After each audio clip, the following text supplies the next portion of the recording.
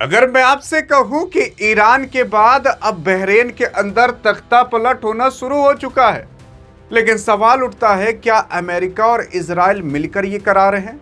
अरे सवाल ये उठता है कि जिस तरीके से ईरान के अंदर उसके सुप्रीम लीडर खamenei को मरवा दिया गया, क्या वैसे ही बहरेन के अंदर कराया जाएगा? अरे लेकिन सवाल ये उठता है कि बहरेन क्या है? अरे तो बहरेन एक छोटा सा देश है, वो इतना छोटा सा देश है कि मैप के अंदर ढंग से वो दिखता भी नहीं है। ये मैप में अगर आप देखोगे तो कहीं और नहीं बल्कि ईरान के ही निचले हिस्से पर ये छोटा सा देश है, इसका नाम बहरेन है। इस बहरेन के अंदर अगर आप देखोगे तो बहुत ज़्यादा गैस, तेल, ये सारी चीज़ें पाई जाती हैं और इसी को ये बेच करके अपने देश को चलाया करता है। ये बहरेन नाम का देश, ये जो स्ट्रेट ऑफ हॉर्मुज है, लोग कह रहे थे कि स्ट्रेट ऑफ हॉर्मुज बंद हो जाएगा तो दुनिया के अंदर त्राही मच जाएगी, क्योंकि यहाँ से 20% तेल की आवागमन हुआ करता था, गैस का आवागमन हुआ करता था। भारत खुद जो एलपीजी गैस खरीदता था, सिलेंडर वाली गैस खरीदता था, वो इसी रास्ते से ही अक्सर खरीदा करता था। और जब ये रास्ता बंद हुआ, क्योंकि ईरान ने बंद कर दिया, क्योंकि यहाँ पर अमेरिका और इजराइल ने अटैक कर दिया था ईरान के ऊपर, उसके सुप्रीम लीडर को मरवा दिया और बाकी काफ़ी लोगों की जानें चली गई। स्कूल के ऊपर बॉम्ब गिरा दिया था, 170 छोटी छोटी बच्चियां मारी गई थी। सोच कर देखिए कि उनका क्या गुनाह था। लेकिन तब भी अमेरिका और इजराइल ने इतनी ज़्यादा यहाँ पर, मतलब कहते हैं ना कि बेशर्मी वाली हद पार कर दी थी कि किसी भी छोटी सी बच्ची की जान की कीमत ये लोग समझ नहीं रहे थे और इतना ज़्यादा अत्याचार कर दिया था कि ईरान को भी स्टेप उठाना ही पड़ा। तो इसने कहा कि ले भैया, इसको ही बंद कर देते हैं। ये रास्ता जहां बंद हुआ तो दुनिया का पूरा तेल सप्लाई, दुनिया का पूरा गैस सप्लाई एकदम जैसे ठप पे पड़ गया था, क्योंकि दुनिया का लगभग यहां से 20% का एनर्जी यानी कि जो तेल और गैस होता है वो यहीं से सप्लाई होता था। और अगर ये बंद तो दुनिया का तेल सप्लाई भी लगभग 20% बंद है। तो इसी के अंदर अगर आप जाओगे ना तो यहाँ छोटा सा एक ठो देश आपको दिखेगा, बहरेन। यहाँ पर तख्ता पलट की शुरुआत हो चुकी है। जानते हो क्यों हो चुकी है? क्योंकि यहाँ पर अगर आप देखने की कोशिश करोगे, जब अयतुल्ला अली खamenei को मार दिया गया था तो यहाँ की जनता सड़क पर उतर आई थी। और सड़क पर जब उतर आई थी तो ये जनता कह रही थी कि ट्रंप और जो नेतन्याहू यानी कि इजराइल के प्रधानमंत्री, उनके बारे में हाय हाय करने लगी कि आखिरकार तुमने ऐसा क्यों कर दिया, उल्टा सीधा बोलने लगी और अयतुल्ला अली खamenei को सपोर्ट करने लगी। क्यों सपोर्ट करने लगी? ऐसा क्या था यार? देखोगे भारत के अंदर भी लोग सपोर्ट करने के लिए जम्मू कश्मीर में उतरे थे। तो यार देखो, जैसे हिंदू में होता है कि हिंदू में छोटी छोटी जातें में लोग डिवाइड कर देते हैं ना, वैसे मुस्लिम में भी जातें होती हैं। तो मुस्लिम में भी अगर आप देखोगे छोटी छोटी जात में उनको डिवाइड कर दिया जाता है, बांट दिया जाता है। तो मेन उनकी 2 जात होती है, एक शिया, एक सुन्नी मुस्लिम। मतलब अगर आप किसी से भी पूछोगे तो या तो वो शिया मुस्लिम होगा या तो वो सुन्नी मुस्लिम होगा। अब यही शिया सुन्नी मुस्लिम को ही लेकर बहरेन में तख्ता पलट होने की नौबत आ चुकी है यहाँ पर भी। लेकिन सवाल उठता है यहाँ पर कौन सा मुस्लिम है, शिया मुस्लिम है कि सुन्नी मुस्लिम है? देखो यार, पहले हम इसके बारे में समझ लेते हैं आखिर ये देश है क्या, कितने लोग रहते हैं, कितना बड़ा देश है ये। 2026 में अगर आप देखोगे बहरीन में जनसंख्या लगभग 1.67 मिलियन है। अरे मतलब केवल 16 लाख के करीब है। यहाँ तो भारत के कई जिले के अंदर इससे ज़्यादा होता है और ये इसका क्षेत्रफल केवल 760 वर्ग किलोमीटर है। यानी कि भारत का अगर कोई एक बड़ा सा जिला मिला दोगे ना तो ये पूरा देश के बराबर है। एक भारत का जिला पूरे देश के बराबर है। तो इतना छोटा सा देश है, आप समझ सकते हो। और इस छोटे से देश के अंदर भी ना पूरे लोग इस देश के हैं ही नहीं, बाहर से लोग आए हैं, यहाँ पर निवास किए हैं।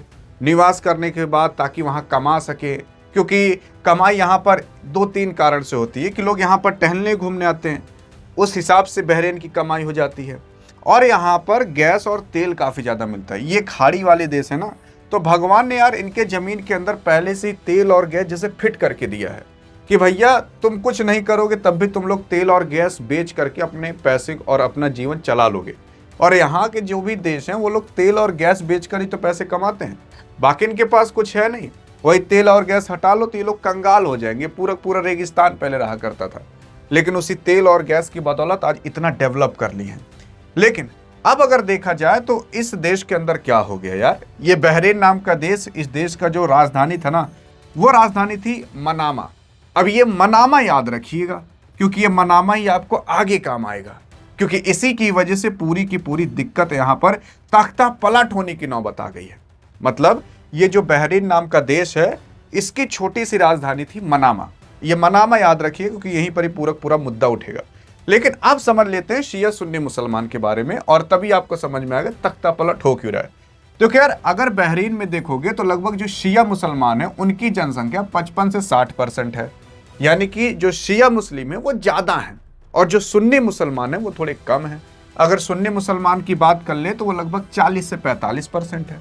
लेकिन अगर सत्ता की बात करें, मतलब वहां की जो गवर्नमेंट है, जो सरकार है, वो ये 60% जनसंख्या वाली नहीं है, वो ये 40% जनसंख्या वाली है, क्योंकि यहां पर सत्ता पहले से थी। तो जो ये सुन्नी मुसलमान है ना, उसी का ही एक परिवार है सुन्नी मुसलमान में, वो सत्ता में बैठा हुआ है। और जब यहां पर अयतुल्ला अली खamenei को मारा गया था, तो अयतुल्ला अली खamenei जानते हो कौन से मुसलमान है? तो अयतुल्ला अली खamenei भी ये शिया मुसलमान है। शिया मुसलमान वही मुसलमान जो बहरीन के अंदर 55 से 60% है, यानी कि ज्यादा आबादी वाले। अब यहाँ पर ज्यादा आबादी शिया मुसलमान की है और ये खamenei भी शिया मुसलमान ही है, जिसकी वजह से अब बहरीन के अंदर लोग इनके सपोर्ट में सड़क पर उतर आए थे कि कैसे मार दिया अमेरिका और इजराइल ने। लोग देखोगे भारत के अंदर, पाकिस्तान के अंदर और बाकी अन्य जगह गाने बना रहे हैं इनके ऊपर कि कैसे मार दिया, इनको हाय हाय कर रहे हैं। तो बहरीन के अंदर भी लोग ना सड़क पर उतर आए थे इस देश के अंदर। अब जब सड़क पर उतर आए तो गवर्नमेंट कही कि इन सबको जेल में डालो जो जो सड़क पर उतर रहे हैं। तो उन सबको ना जेल में डालने लगी जो अयतुल्ला अली खamenei के लिए सड़क पर आए। तो जनता समझ ली कि अरे अच्छा, मतलब ये लोग सपोर्ट नहीं करना चाहते, किसको? अयतुल्ला अली खamenei को। और इसी की वजह से यहाँ पर दिक्कत पैदा होने लगी। ये मुसलमान सोचने लगे कि जो सरकार है वो अयतुल्ला अली खamenei सपोर्ट ही नहीं करती, और इसी वजह से यहाँ पर लोग अब अपनी सरकार के खिलाफ विरोध करने लगे, क्योंकि उस विरोध के अंदर ना कुछ ऐसे नागरिक थे जो मार उठे थे। मतलब जब भगदड़ होती है तो उसमें लोग मर जाते हैं, और पुलिस भी वहाँ पर थोड़ा दिक्कत करने लगी थी। तो इस वजह से लोग अपनी सरकार के खिलाफ अब नारे लगाने लगे। लेकिन अभी भी यहाँ पर दिक्कत संभली नहीं थी, मतलब थोड़ी बहुत दिक्कत हुई थी, ऐसा नहीं था तख्ता पलट की नौबत आ जाए। तख्ता पलट की नौबत जानते हो कहां पर आई थी? जब देखो दिक्कतें पैदा होने लगी, और मैंने आपको कहा था वो राजधानी याद रखिएगा जिसका नाम मनामा था। असल में यहाँ पर इस बहरीन देश के अंदर ना अमेरिका ने अपना खुद का एक सैन्य अड्डा बनाकर रखा था, वो भी काफी बड़ा सैन्य अड्डा था यार।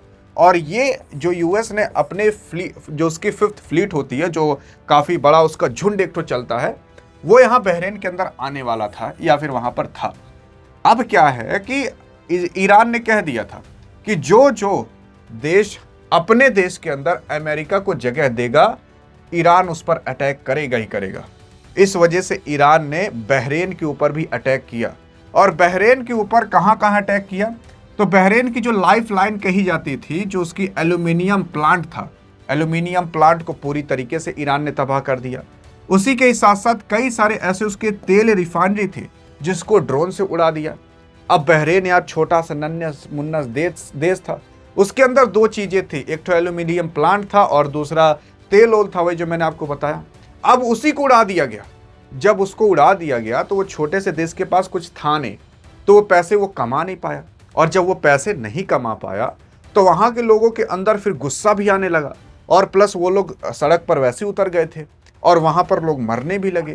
क्योंकि ईरान जब ये मिसाइल उसाइल गिरा रहा था ना, तो इससे केवल ये फैक्ट्री वैक्ट्री पर ही मिसाइल नहीं गिर रही थी, अरे घर पर भी मिसाइल गिर रही थी, तो नॉर्मल लोग भी मारे जा रहे थे। छोटा सा वो देश है, मिसाइल अगर कहीं गिरेगी तो कोई ना कोई मारा जरूर जाएगा। और इसी वजह से वहां की जनता भाई साहब बौखला गई, और बौखलाने के बाद फिर वो सड़क पर उतर आई। अमेरिका और इजराइल के बारे में तो हाय हाय कर ही रही थी, फिर वो अपने देश के खिलाफ भी उतर आई, अपने देश का मतलब अपने सरकार के खिलाफ भी उतर गई। कही कि यही सरकार है जो इतनी बुरी परिस्थिति में लाई है। अगर अमेरिका को वो जगह ना दिया होता तो आज इतनी बुरी परिस्थिति आती ना, और ईरान हमारे ऊपर अटैक ना करता। अब इससे होता क्या है ना कि जो एक्सपोर्ट होते हैं, जो अपने देश से सामान बेचा जाता है, वो सारी चीज़ें रुक जाती हैं, क्योंकि स्ट्रेट ऑफ हॉर्मुज रुक गया है। और जो विदेशी निवेशक रहते हैं वो भी नहीं आते, तो इससे पैसे कम पड़ने लगे देश के अंदर, और झूठे पूरी दिक्कत पैदा हो गई। और इस वजह से वहां के लोग अपनी सरकार के खिलाफ उतर गए। और मैं आपको बता दूं, अभी तक तो तख्ता पलट केवल आप नेपाल के अंदर सुने होंगे, श्रीलंका के अंदर सुने होंगे, अफगानिस्तान के अंदर सुने होंगे, ईरान के अंदर भी तख्ता पलट होने की नौबत आ चुकी है। तो वही कह रहा हूं कि यहां पर भी बहरीन के अंदर भी अब तख्ता पलट होते हुए आपको दिखाई दे सकता है। अगर इसी तरीके से चलता रहा तो बहरीन पूरी तरीके से बर्बाद हो जाएगा। और बहरीन के अंदर जब भी कुछ होता है तो वो ईरान के ऊपर इल्जाम लगा देता है, कहता है कि नहीं ये सुन्नी मुसलमान या शिया मुसलमान कराए होंगे, ये ईरान के शिया मुसलमान कराए होंगे। तो ऐसा नहीं है केवल भारत के अंदर ही जातिवाद होता है, हर जगह होता रहता है हर जातिवाद।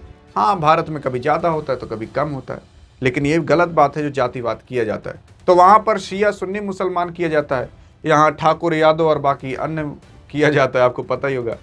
बाकी आई थिंक आप इस मुद्दे के बारे में समझ गए होंगे। लेकिन हाँ, अगर ये समझना है कि भारत अब कहाँ कहाँ से और गैस मंगा रहा है ताकि भारत की दिक्कतें अब ना हो, क्योंकि जब स्ट्रेट ऑफ हॉर्मुज रुका तब से काफ़ी बड़ी दिक्कत पैदा होने लगी और इसी वजह से भारत ने अब कहा कि नहीं भैया यहाँ से नहीं मंगाएंगे, अब हम कहीं और से मंगाएंगे। अगर उसके बारे में जानना हो तो इस वीडियो पर क्लिक करके देख सकते हो। तब तक लिए जय हिंद जय भारत।